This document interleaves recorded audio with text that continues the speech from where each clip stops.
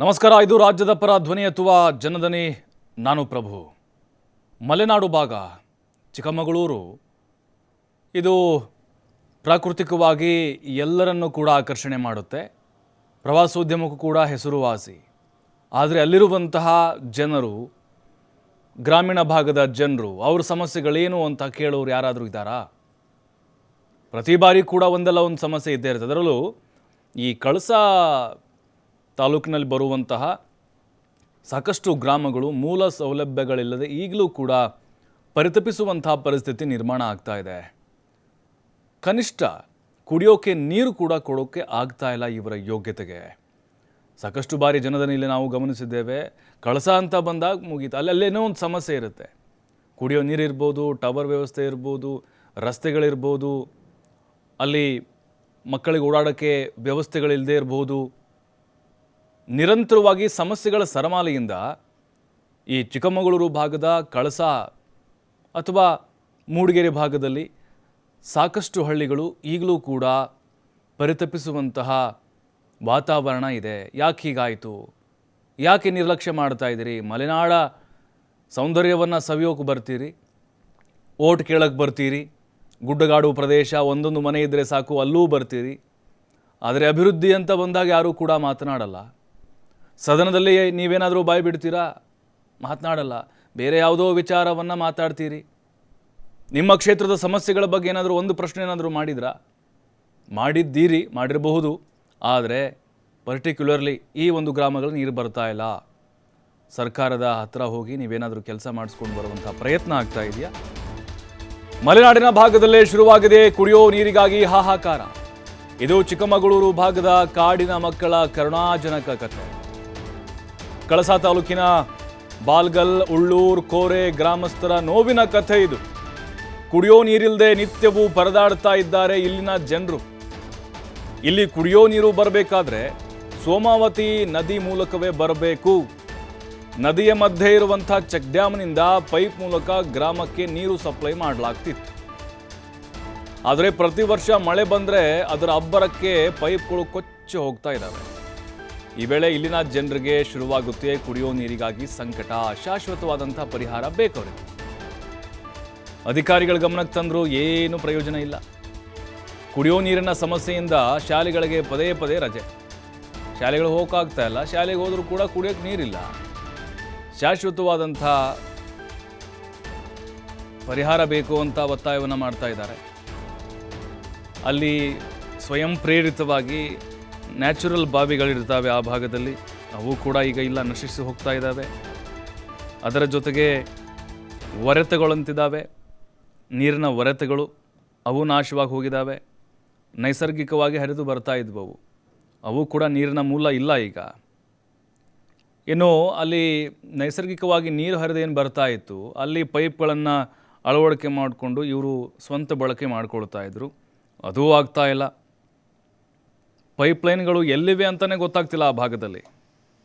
ಆಮೇಲೆ ಬಾವಿಗಳಲ್ಲಿ ಕೊಳಚೆ ನೀರು ತುಂಬಿಕೊಂಡು ಅಲ್ಲಿ ಬಳಕೆಗೆ ಯೋಗ್ಯ ಇಲ್ಲ, ಕುಡಿಯೋಕ್ಕೂ ಕೂಡ ಯೋಗ್ಯ ಇಲ್ಲ. ಹಾಗಾಗಿ ಈ ಹಳ್ಳಿಗಳು, ಪ್ರಮುಖವಾಗಿ ಬಾಲ್ಗಲ್, ಉಳ್ಳೂರು, ಕೋರೆ ಗ್ರಾಮಸ್ಥರು ಕುಡಿಯೋ ನೀರಿನಿಂದ ವಂಚಿತರಾಗ್ತಾ ಇದ್ದಾರೆ. ಅಲ್ಲಿ ಅಧಿಕಾರಿಗಳು ಬರ್ತಾರೆ, ಏನೋ ಒಂದು ವ್ಯವಸ್ಥೆ ಮಾಡ್ತೀವಿ ಅಂತ ಹೇಳ್ತಾರೆ. ಆ ಕ್ಷಣಕ್ಕೆ ಮಾಡ್ತಾರೆ, ಆಮೇಲೆ ತಿರುಗಿ ಬರೋದೇ ಇಲ್ಲ. ಹಾಗಾಗಿ ಅದರಲ್ಲೂ ಕಾಡಿನ ಪಕ್ಕದಲ್ಲಿ ವಾಸ ಮಾಡ್ತಿರುವಂತಹ ಜನರು ಅಥವಾ ಮಕ್ಕಳು ಶಾಲೆಗಳಿಗೆ ರಜೆ ಕೊಟ್ಬಿಡ್ತಾರೆ. ಕುಡಿಯೋಕ್ಕಂತರೂ ನೀರೇ ಸಿಗ್ತಾ ಇಲ್ಲ ಅಲ್ಲಿ.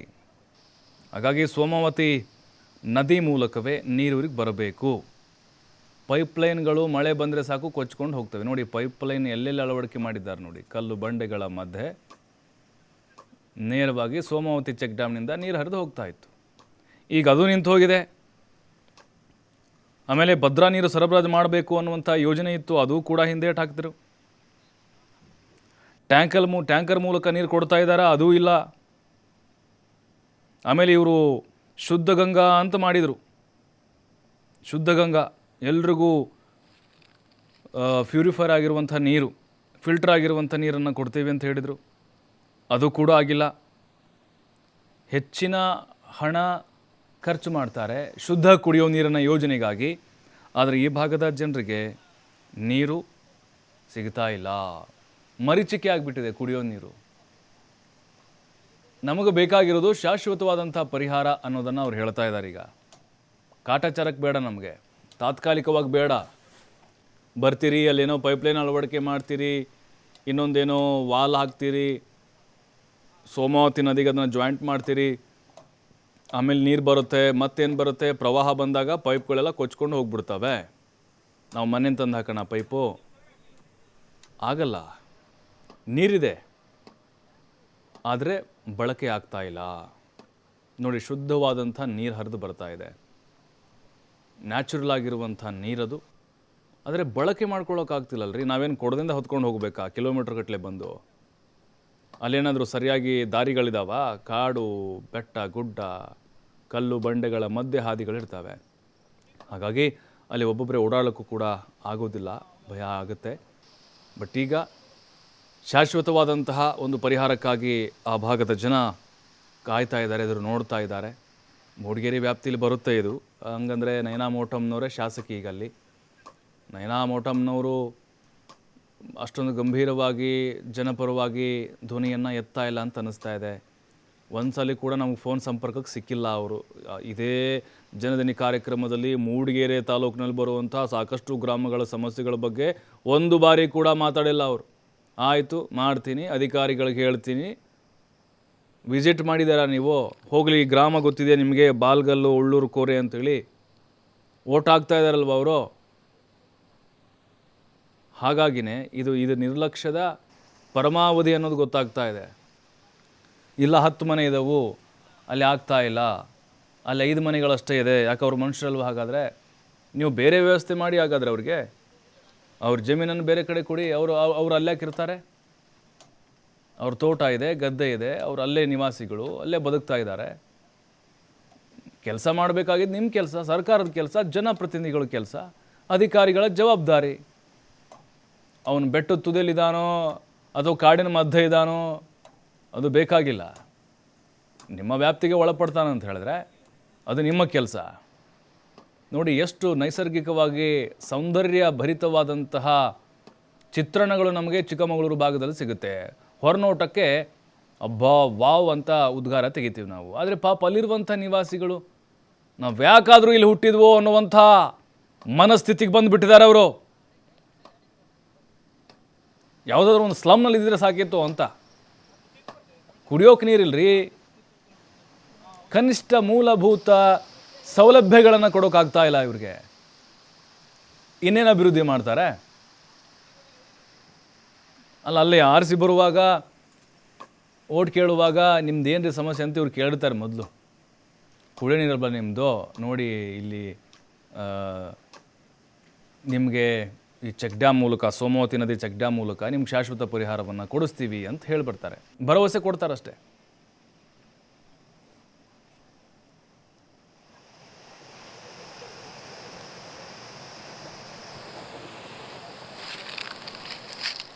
ಇದರಿಂದ 80 ಮನೆ ಇದ್ದಾವೆ. ಅಲ್ಲಿ ಕುಡಿಯೋ ನೀರಿನ ವ್ಯವಸ್ಥೆ ಪ್ರತಿ ವರ್ಷ ನಮಗೆ ಪ್ರಾಬ್ಲಮ್ ಆಗ್ತಾಯಿದೆ. ಅದಕ್ಕಾಗಿ ನಾವು 6 ತಿಂಗಳಿಗೆ ಮಳೆಗಾಲ ಬಂದ ಕೂಡಲೇ ಈ ಪೈಪನ್ನು ತೆಗಿಬೇಕು. ಅಂದರೆ ಈ ಪೈಪೆಲ್ಲ ಹೋಗ್ತದೆ. ಪ್ರತಿ ಸರಿ ನಾವು ಹೋಗಿ ಪಂಚಾಯತಿಯಲ್ಲಿ ಕೇಳಿದರೆ ಅವರು ಎಷ್ಟು ಸರಿ ಪೈಪ್ ಕೊಡೋದು ಅಂತ ಆಗ್ತದೆ.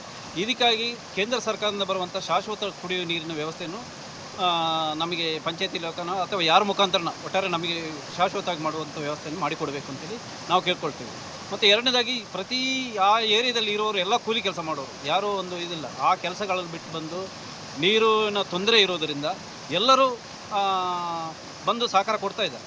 ಸಹಕಾರ ಕೊಟ್ಟರು ಕೆಲವು ಸಾರಿ ಬರ್ತದೆ, ಕೆಲವು ಸಾರಿ ನೀರಿನ ಪ್ರಾಬ್ಲಮ್ ಆಗ್ತದೆ. ಇಂದೆಲ್ಲ ತೊಂದರೆ ಆಗೋದ್ರಿಂದ ಹೆಚ್ಚಿನ ಅಧಿಕಾರಿಗಳಾಗಲಿ, ಇದ್ರ ಸಂಬಂಧಪಟ್ಟ ಚುನಾಯಿತ ಪ್ರತಿನಿಧಿಗಳಾಗಲಿ ಯಾರಾದರೂ ಬಂದು ನಮಗೆ ಶಾಶ್ವತ ಕುಡಿಯುವ ನೀರಿನ ವ್ಯವಸ್ಥೆಯನ್ನು ಮಾಡಿಕೊಡ್ಬೇಕಂತ ನಾವು ಕೇಳ್ಕೊಳ್ತೀವಿ. ಸುಮಾರು ಈಗ ನಮ್ಮದು ಒಂದೇ ಏರಿಯಾ ಉಳ್ಳೂರು ಕೋರೆಯಲ್ಲಿ ಒಂದು 80ರಿಂದ 85 ಮನೆ ಇದೆ. ಪ್ಲಸ್ ಮತ್ತು ಈ ಕಡೆ ಕೆಳಗಡೆ ಎಲ್ಲ ಬಂದರೆ ಒಂದು 200 ಮನೆ ಅಷ್ಟು ಕುಡಿಯುವ ನೀರು, 200 ಮನೆ ಇದೆ. ಪ್ಲಸ್ ಹಾಸ್ಟೆಲ್, ಈ ಶಾಶ್ವತ ಇದು ಗಿರಿಜನ ಹಾಸ್ಟೆಲ್, ಆಶ್ರಮ ಶಾಲೆ ಇದೆ. ಅಲ್ಲಿ 200-250 ಮಕ್ಕಳಿದ್ದಾರೆ. ಅವರಿಗೂ ಕೂಡ ಕುಡಿಯುವ ಶಾಶ್ವತವಾಗಿ ಕೊಡುವಂಥ ವ್ಯವಸ್ಥೆ ಇದು ಪರ್ಮನೆಂಟ್ ಆಗಿ ಹೋದರೆ ಹಾಂ, ಈ ಬೇಸಿಗೆಯಲ್ಲಿ ಹೋಗುವಂಥ ನೀರು ಪರ್ಮನೆಂಟಾಗಿ ಈ ನೀರು ಹೋದರೆ ಅವರಿಗೂ ತೊಂದರೆ ಇಲ್ಲ, ನಮಗೂ ತೊಂದರೆ ಇಲ್ಲ, ಎಲ್ಲರಿಗೂ ಒಳ್ಳೆಯ ವ್ಯವಸ್ಥೆ ಆಗ್ತದೆ. ಇದನ್ನು ನಮಗೆ ಮಾಡಿಕೊಡುವಂಥ ವ್ಯವಸ್ಥೆ ಈ ಮೂಲಕ ನಾವು ಕೇಳ್ಕೊಳ್ತೀವಿ. ಈಗ ಅಲ್ಲಿ ಸ್ಕೂಲ್ ಅಂಗನವಾಡಿ ಸ್ಕೂಲಿಗೂ ರಜೆ ಕೊಟ್ಟಿದ್ದಾರೆ ಅಂತ ಮಾಹಿತಿ ಇದೆ ಸರ್, ಹೌದಾ? ಹೌದೌದು, ಅಂಗನವಾಡಿಗೆ ಯಾಕಂದರೆ ನೀರಿನ ಪ್ರಾಬ್ಲಮ್ ಇರೋದ್ರಿಂದ ನೀರು ಕೊಟ್ಟಿದ್ದಾರೆ. ಅದಲ್ಲದೆ ಈಗ ಕೆಲವು ಕಡೆಯಿಂದ ನೀರು ಆಲ್ರೆಡಿ ಅವರು ಬೇರೆ ಕಡೆಯಿಂದ ತರಿಸ್ತಾ ಇದ್ದಾರೆ. ಕುಡಿಯೋಕ್ಕೆ ನೀರು ತೊಂದರೆ ಆಗಿರೋದ್ರಿಂದ ನಾವೆಲ್ಲ ಗ್ರಾಮಸ್ಥರು ಎಲ್ಲ ಬಂದು ನಿನ್ನೆ ಮೊನ್ನೆಯಿಂದ ಕೆಲಸ ಮಾಡ್ತಾ ಇದ್ದೀವಿ. ಉಳ್ಳೂರು ಕೊಲೆ ಸುಮಾರು 75ರಿಂದ 80 ಮನೆ ಇದ್ದಾವೆ. ಅಲ್ಲಿ ಹೊಳೆಗೆ ಬಂದಿದ್ದೇವೆ. ಸೋಮವತಿ ಹೊಳೆಯಿಂದ ಸಾಧಾರಣ ಒಂದು 6ರಿಂದ 7 ಕಿಲೋಮೀಟರ್ ಆಗುತ್ತೆ. ನಡ್ಕೊಬಂದು ಈ ಪೈಪ್ ಲೈನ್ಗಳನ್ನೆಲ್ಲ ಮಾಡ್ತಿದ್ದೇವೆ. ಅದು ಪೈಪ್ ಸಹ ಇಲ್ಲ, ಅದನ್ನ ಎಲ್ಲೆಲ್ಲ ಹೊರಳೋಗಿತ್ತು, ಅದನ್ನೆಲ್ಲ ರೆಡಿ ಮಾಡ್ತಿದ್ದೀವಿ. ಈಗ 2-3 ದಿನದಿಂದ ಇಲ್ಲೇ ಒದ್ದಾಡ್ತಿದ್ವಿ. ಅಂದರೆ ಎಲ್ಲರೂ ಬಂದಿದ್ದಾರೆ. ಅದಕ್ಕೆ ಈ ಪಕ್ಷ ಯಾವುದೇ ಪಕ್ಷ ಇದು ಇಲ್ಲ ನಮಗೆ. ಯಾರಾದರೂ ಪಂಚಾಯತಿ ಕಡೆಯಿಂದಾಗಲಿ ಸರ್ಕಾರದ ಕಡೆಯಿಂದಾಗಲಿ ಶಾಶ್ವತವಾಗಿ ಪರಿಹಾರವನ್ನು ಈಗ ನೀವು ಗ್ರಾಮ ಪಂಚಾಯತಿಗೆ ಮಾಹಿತಿ ಕೊಡ್ಲಿಲ್ಲ ಸರ್? ಆಯ್ತು, ಗ್ರಾಮ ಪಂಚಾಯತಿ ಕೊಟ್ಟಿದ್ದೀನಿ. ಸಾಧಾರಣ 1.5 ತಿಂಗಳಾಯಿತು ಅರ್ಜಿ ಕೊಟ್ಟು. ಯಾರು ಅಧಿಕಾರಿಗಳು ಬಂದಿಲ್ಲ? ಅಂದರೆ ಬಂದಿಲ್ಲ, ಅಂದರೆ ನಾವು ಮಾಹಿತಿ ಕೊಟ್ಟಿದ್ದೇವೆ. ಮತ್ತು ಈಗ ಮೊನ್ನೆ ಅವರೇ ಸ್ವಲ್ಪ ಮೆಟೀರಿಯಲ್ಸ್ ಎಲ್ಲ ಕೊಟ್ಟಿದ್ದಾರೆ. ಇದಕ್ಕೆ ಸಾಧಾರಣ ಒಂದು 30-35 ಸಾವಿರ ರೂಪಾಯಿಂದ ಮೇಲಾಗಿದೆ. ಹಾಗಾಗಿ ಎಲ್ಲ ಕೊಟ್ಟಿದ್ದಾರೆ. ಅದು ಇದು ಮಾಡ್ತಿದ್ದೀವಿ ಈಗ. ಈಗ ನೀವು ಪ್ರತಿ ವರ್ಷ ನೀವು ಈ ತರ ಮಳೆ ಜೋರ ಬಂದಾಗ ಎಲ್ಲ ಪೈಪ್ಗಳೆಲ್ಲ ಕಿತ್ಕೊಂಡು ಹೋಗಿರುತ್ತೆ, ಆದ್ರೆ ಅವಾಗ ಏನ್ ಮಾಡ್ತೀರಿ ನೀವು?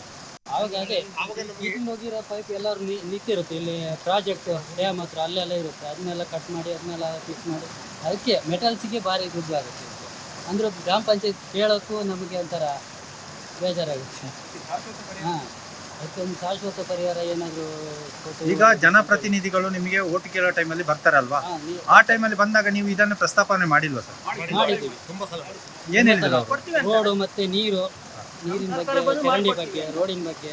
ಪಾಪ ಕೆಲವ್ರ ಮನೇಲಿ ಪಾಪ ಇವ್ರು ಬಿಟ್ಟು ಅಂತ ಅವ್ರ ಮನೆಯಿಂದ ಅವರು ಹೆಂಗಸರಿಗೆ ಹುಷಾರಿಲ್ಲ. ಅವ್ರಿಗೊಂದು ವಾರಕ್ಕೆ 1-2 ಸರಿ ಆದರೂ ಆಸ್ಪತ್ರೆಗೆ ಹೋಗ್ಬೇಕು. ಅವರಿಗೆ ಯಾವ್ದಾದ್ರು ಆಟೋ ಮಾಡ್ತಾರೆ. ಅವ್ರು 1-2 ಜನ ಮಾಡ್ಕೊಂಡು ಅವ್ರು ಹೊತ್ಕೊಂಡ್ಬಂದು ರೋಡಿಗೆ ಬಂದು ಆಮೇಲೆ ಕರ್ಕೊಂಡು ಹೋಗೋದು ಆಸ್ಪತ್ರೆ. ಆಮೇಲೆ ಮೇಲೆ ಲಲಿತಾ ಅಂತ ಇದ್ದಾರೆ, ಅವರು ಕಮಲ್ ಅಜ್ಜಿ ಅಂತ ಹೇಳಿ, ಅವರು ಸಹ ಕೆಳಗಡೆ ಮೇಲಿನ ಸಾಧಾರಣ 1 ಕಿಲೋಮೀಟ್ರ್ ಕೆಳಗೆ ಹೊತ್ಕೊಂಡೇ ಬರಬೇಕು. ಇದು ನೀರು ಅಂತಂದರೆ ನಮಗೆ ಸಾಧಾರಣ ವರ್ಷದಿಂದ ಇದೇ ಹೊಳೆಯಿಂದ ನೀರು ಹೋಗ್ತಾ ಇರೋದು ಬಾಳಗಲ್ ಗ್ರಾಮಕ್ಕೆ. ಅಂದರೆ ಮಳೆಗಾಲದಲ್ಲಿ ಹೊಳೆಯಲ್ಲಿ ಕೂಡ ಪೈಪ್ ಹಾಕಿದ್ದನ್ನು ಕರ್ಕೊಂಡು ಹೋಗ್ತಾರೆ. ಇನ್ನು ಮತ್ತೆ ಎರಡನೇ ನಾವು ನೀರು ಇದೇ ರೀತಿ ಪೈಪ್ ಹಾಕ್ಬೇಕು. ವರ್ಷ ಪೈಪ್ ಕೆಳಕ್ಕೆ ಹೋದರೆ ಪೈಪು ಸಿಕ್ಕಲ್ಲ. ಮತ್ತು ಆಮೇಲೆ ಅವರು ಜಾಯಿಂಟ್ ಮಾಡೋರು ಬಂದರೆ ಅವ್ರಿಗೆ ಕಾಸು ರೇಟು ಎಲ್ಲ ಕೊಡೋಕ್ಕೂ ಕೇಳಲ್ಲ. ನಾನು ಸಾಧಾರಣ 1 ತಿಂಗಳಿಂದ ನಾವು ಈ ಪದಾರ್ಥ ಇದ್ದೀವಿ. ಇನ್ನು ಹೆಚ್ಚು ಕಡಿಮೆ ಅಂದರೆ ನೀವು 30 ಜನ ಅಂದರೆ ಕೆಲಸ ಮಾಡ್ತೀವಿ. ಇವತ್ತು ಒಂದು 25 ಜನ ಅಂದರೆ ಕೆಲಸ ಮಾಡ್ತೀವಿ. ಈಗ ಅಧಿಕಾರಿಗಳ ಗಮನಕ್ಕೆ ತಂದಿಲ್ವಾ ನೀವು? ತಂದಿದ್ದೀವಿ, ತಂದರೆ ಮಾಡೋಣ ಅಂತ ಹೇಳ್ತಾರೆ. ಯಾವತ್ತೋ ಮಾಡಿದ್ರೆ ನಮಗೆ ಕುಡಿಯೋ ನೀರಿದೆ, ಮಳೆ ಹಿಡಿಯುತ್ತೆ ಮಾಡಿದ್ರೆ ಅದು ಏನು ಪ್ರಯೋಜನ? ಮನೆ ನೀರು ಕುಡಿಯುತ್ತಾರೆ.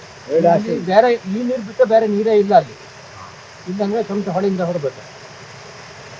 ಕೇಳಕ್ಕೆ ಹೋದರೆ ನಮಗೆ ಇಷ್ಟು ವರ್ಷ ಪೈಪ್ ಯಾವ ರೀತಿ ಕೊಡೋದು ಅಂತ. ನೋಡಿ, ಅಲ್ಲಿ ಗ್ರಾಮಸ್ಥರು ಹೇಳೋ ಪ್ರಕಾರ ಅಲ್ಲಿ ಆ ಭಾಗದಲ್ಲಿ ಅವರಿಗೆ ನೀರಿನ ಕೊರತೆ ಇಲ್ಲ. ನ್ಯಾಚುರಲ್ ಆಗಿ ಈಗ ಒರೆತಗಳಿರ್ತವೆ, ಜಲಧಾರೆಗಳಿರ್ತವೆ, ಅಂದರೆ ಒಂದು ರೀತಿ ಜರಿ ಥರ ಇರ್ತವೆ. ಆಮೇಲೆ ಅಲ್ಲಿ ಹೇಮಾವತಿ ಅಂದರೆ ಸೋಮಾವತಿ ನದಿ ಇದೆ, ಅಲ್ಲಿ ಚೆಕ್ ಡ್ಯಾಮ್ ಮೂಲಕ ನೀರನ್ನು ಹರಿಸ್ತಾ ಇದ್ದಾರೆ. ಆದರೆ ಬೇಕಾಗಿರೋದವ್ರಿಗೆ ಶಾಶ್ವತವಾದಂಥ ಪರಿಹಾರ. ಈ ಬಗ್ಗೆ ಮಾತನಾಡಲಿಕ್ಕೆ ಗ್ರಾಮಸ್ಥರಿದ್ದಾರೆ, ಸ್ಥಳೀಯರು. ಯಶೋಧರ ಅವರು, ನಮಸ್ಕಾರ ಸರ್. ನಮಸ್ಕಾರ ಸರ್. ಅಲ್ಲ, ಈಗ ನೋಡ್ತಾ ಇದ್ದೀವಿ ನಿಮ್ಮ ಸಮಸ್ಯೆ ಎಷ್ಟು ವರ್ಷಗಳಿಂದ ಸರ್ ಹಿಂಗೆ ಕಷ್ಟಪಡ್ತಾ ಇದ್ದೀರಿ ತಾವು? ಸಾಧಾರಣ ಒಂದು 20 ವರ್ಷ ಆಗಿರ್ಬೋದೇನೋ ಸರ್. ಈಗ ನಮ್ಗಿಂತ ಮೊದಲು ನಾವು ಸ್ವಲ್ಪ ಅದಕ್ಕಿಂತ ಮೊದಲೇ ಎಲ್ಲ ಸುಮಾರು ಒದ್ದಾಡಿದ್ದಾರೆ. ಓಕೆ.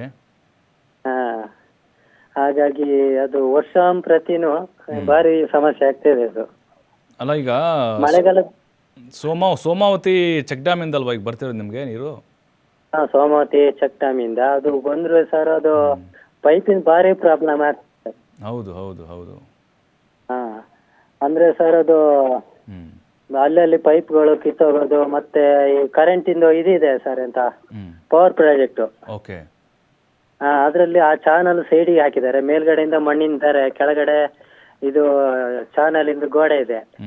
ಅದು ಆ ಕಡೆ ಈ ಕಡೆಯಿಂದ ಎಲ್ಲ ಇದು ಬಂದು ಕಲ್ಲು ಮರ ಬಿದ್ದು ಅದು ಬೇರೆ ಒಡೆದೋಗ್ತಿದೆ ಪೈಪು. ಅದೇ ಗ್ರಾಮ ಪಂಚಾಯತಿ ಈ ಕಡೆಯಿಂದ ಎಲ್ಲ, ಅದರಲ್ಲೂ ಒಬ್ರು ಮೆಂಬರ್ ಮಾತ್ರ ನಮ್ಗೆ ಸ್ವಲ್ಪ ಹೆಲ್ಪ್ ಮಾಡ್ತಿದ್ದಾರೆ. ಅವ್ರ ಕೈಯಿಂದನೇ ಈಗ ಮೊನ್ನೆ ಹೆಚ್ಚಿಗೆ ಅವ್ರು ನೋಡಿ ನಮ್ಮ ಕಷ್ಟಗಳನ್ನ ನೋಡಿ ಅವರೇ ಬಂದು ಕರ್ಕೊಂಡೋಗಿ ಐಟಮ್ಗಳನ್ನು ಸ್ವಲ್ಪ ಕೊಟ್ಟಿದ್ದಾರೆ ಅವರು. ಅಂದ್ರೆ ಈಗ ಮಳೆ ಗಿಳೆ ಬಂದ್ರೆ ಪೈಪ್ ಎಲ್ಲ ಕೊಚ್ಕೊಂಡು ಹೋಗ್ಬಿಡ್ತಾವಲ್ವಾ?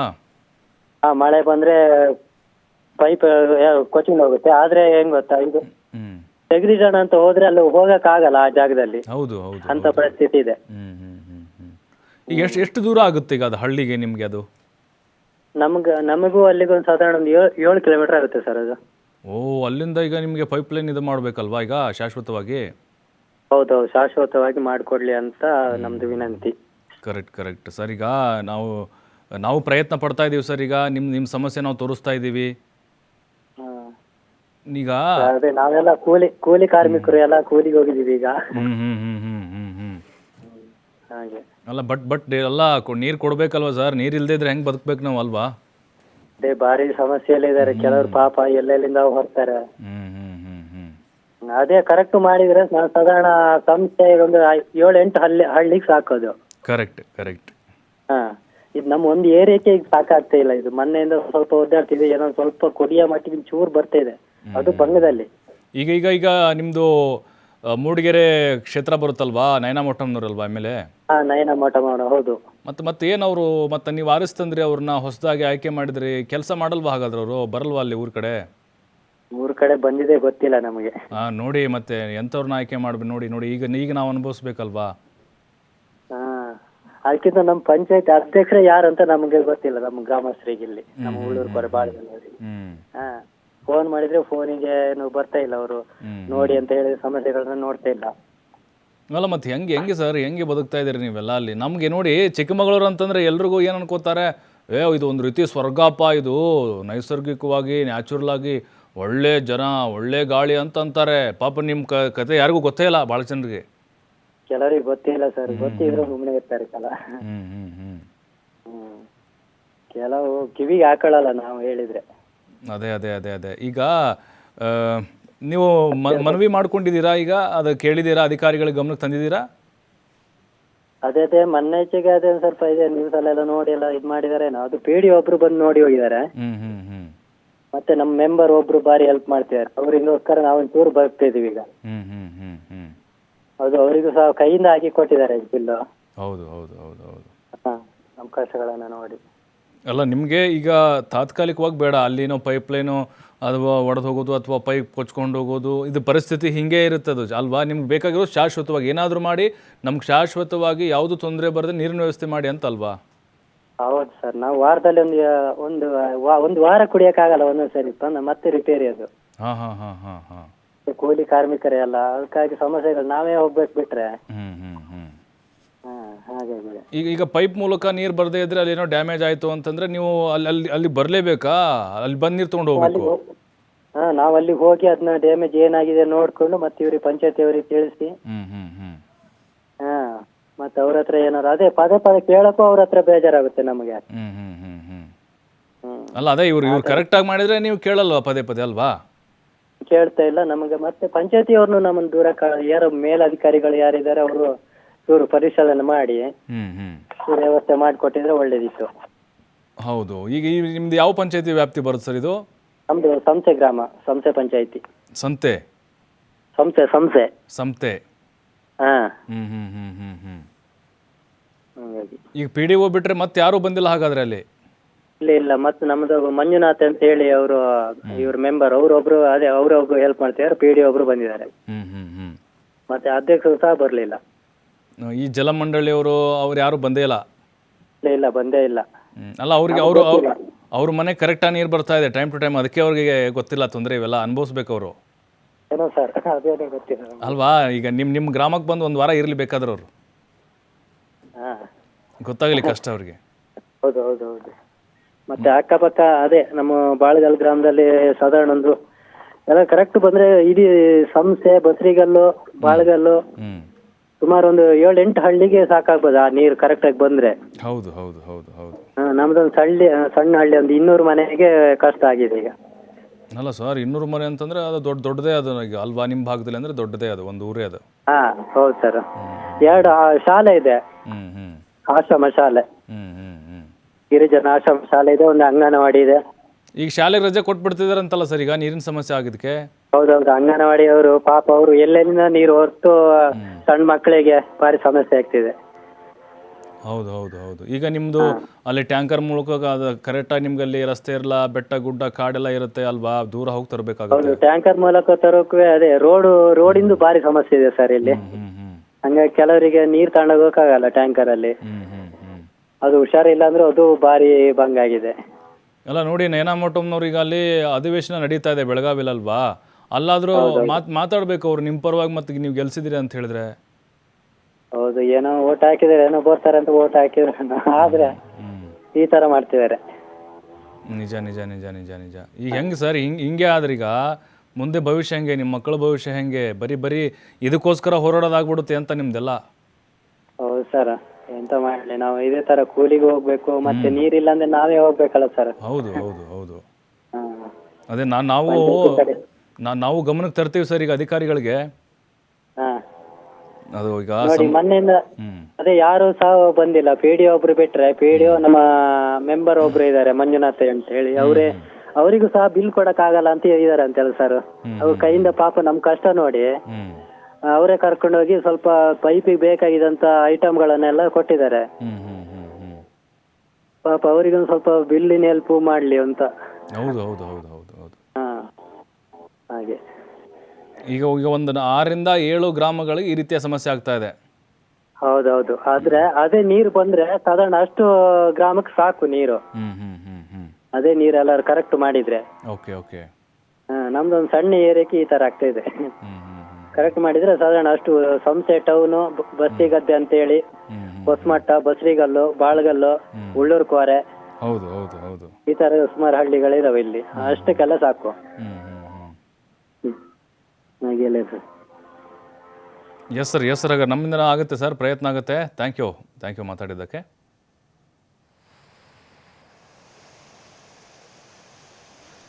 ಈ ಬಗ್ಗೆ ಮಾತಾಡೋಕ್ಕೆ ಕಳಶ ತಹಶೀಲ್ದಾರ್ ಇದ್ದಾರೆ, ಬಸವರಾಜ್ ಅವರು ಮಾತಾಡೋಕ್ಕೆ. ಸರ್ ನಮಸ್ತೆ.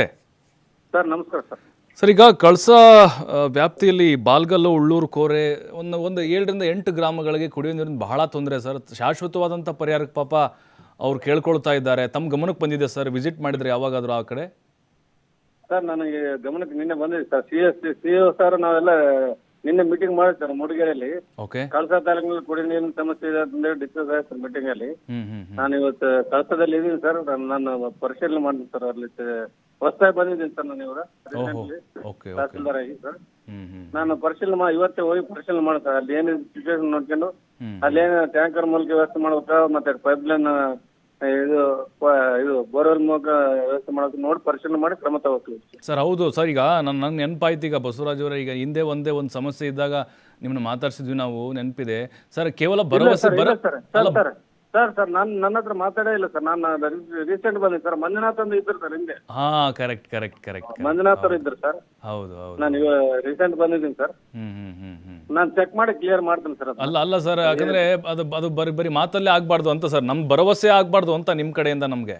ಇಲ್ಲ ಡೆಫಿನೆಟ್ ಸರ್. ನಾನು ಇವತ್ತೇ ಹೋಗಿ ವಿಸಿಟ್ ಮಾಡ್ತೀನಿ ಸರ್ ಅದರಲ್ಲಿ. ಅಲ್ಲ ಸರ್, ಈಗ ಅವ್ರಿಗೆ ಬೇಕಾಗಿರೋದು ಶಾಶ್ವತವಾದಂತ ಪರಿಹಾರ ಸರ್. ಈಗ ಎಸ್ ಸರ್ ಪಿಡಿಒಗೆ ಕನ್ಸಲ್ಟ್ ಇದು ಕರೆಸ್ತೀನಿ ಸರ್. ಇವಾಗ ನಾವು ಅಲ್ಲಿ ಸ್ಪಾಟ್ ವಿಸಿಟ್ ಮಾಡಿ ಕ್ರಮ ತಗೊಳ್ತೀವಿ ಸರ್. ಅದು ಏನಾಯ್ತು ನೋಡ್ಬಿಟ್ಟು ನಿಮಗೆ ಮಾಹಿತಿ ಕೊಡ್ತೀನಿ ಸರ್. ನಾನು ಸಂಜೆ ಬೇಕಾದ್ರೆ ಕಾಲ್ ಮಾಡ್ತೀನಿ ಸರ್. ಹೌದು. ಅಲ್ಲ, ನಾವು ಫಾಲೋ ಅಪ್ ಮಾಡ್ತೀವಿ ಸರ್. ಬಟ್ ಈಗೇನಂದ್ರೆ ಸರ್, ಅಲ್ಲಿ ಈ ಪೈಪ್ಲೈನ್, ಚೆಕ್ ಡ್ಯಾಮ್ ಇದೆ, ಆ ಪೈಪ್ಲೈನ್ ಮೂಲಕ ನೀರು ಹೋಗ್ತಾ ಇದೆ ಅವರಿಗೆ. ಬಟ್ ಮಳೆ ಪ್ರವಾಹ ಬಂದಾಗ ಪೈಪ್ಗಳು ಕೊಚ್ಕೊಂಡು ಹೋಗ್ಬಿಡ್ತವೆ. ಹಾಗಾಗಿನೇ ಶಾಶ್ವತವಾಗಿ ಕೇಳ್ತಿದ್ದಾರೆ ಈಗ ಅವರು. ಶಾಶ್ವತ ಅಂದ್ರೆ ಅದನ್ನ ಅದು ಇವ್ರ ಮೂಲಕ ಮಾಡೋದು ಸರ್. ಇವು ಕುಡಿಯೋ ನೀರು ಡ್ರಿಂಕಿಂಗ್ ವಾಟರ್ ಸಪ್ಲೈ ಸರ್. ಅವರು ಇಂಜಿನಿಯರ್ಸ್ ಅವರು ಟೆಂಡರ್ ಮಾಡಿ ಅದೆಲ್ಲ ಪ್ರೋಸೆಸ್ ಐತೆ ಸರ್. ಅದು ಅಲ್ಲ ಗ್ರಾಂಟ್ ಬರೋಕಾಗುತ್ತೆ, ಟೆಂಡರ್ ಮಾಡೋಕಾಗುತ್ತೆ, ಅದು ಪ್ರೋಸೆಸ್ ಇದೆ ಸರ್. ಅದೇನು ಪರಿಶೀಲನೆ ಮಾಡಿ ನಾವು ಅವರು ಡಿಸ್ಕಸ್ ಮಾಡಿ ಇಒ ಸರ್ ಹತ್ರ ಡಿಸ್ಕಸ್ ಮಾಡ್ತೀವಿ ಸರ್. ಇದ್ರ ಬಗ್ಗೆ ಇಒ ಮೇಡಮ್ ಹತ್ರ ಡಿಸ್ಕಸ್ ಮಾಡಿ ಕ್ರಮ ತಗೊಳ್ತೀವಿ ಸರ್ ನಾವು. ಅಲ್ಲ ಯಾವಾಗ ಸರಿ ಯಾಕಂದ್ರೆ ನಿಮ್ಮ ಮಾತಿನ ಮೇಲೆ ನನ್ಗೆ ಭರವಸೆ ಇದೆ ಸರ್, ನಂಬಿಕೆ ಇದೆ. ಬಟ್ ಕೆಲಸ ಆಗ್ಬೇಕಲ್ವಾ ಸರ್, ತ್ವರಿತಗತವಾಗಿ ಅನ್ನೋದಷ್ಟೇ. ಇಲ್ಲ ಸರ್, ನಾನು ಇವತ್ತು ಏನಾಯ್ತು ಪೊಸಿಷನ್ ನಾಳೆ ಹೋಗ್ತೀನಿ ಸರ್. ನಾನು ಇವತ್ತು ಇಲ್ಲೇ ಇದೀನಿ ಕಳಸದಲ್ಲಿ. ನಾನು ನಾಳೆ ಮೂಡಿಗೆರೆ ಚಾರ್ಜ್ ಕೂಡ ಹಾಕಿದ್ದಾರೆ ಸರ್ ನನಗೆ.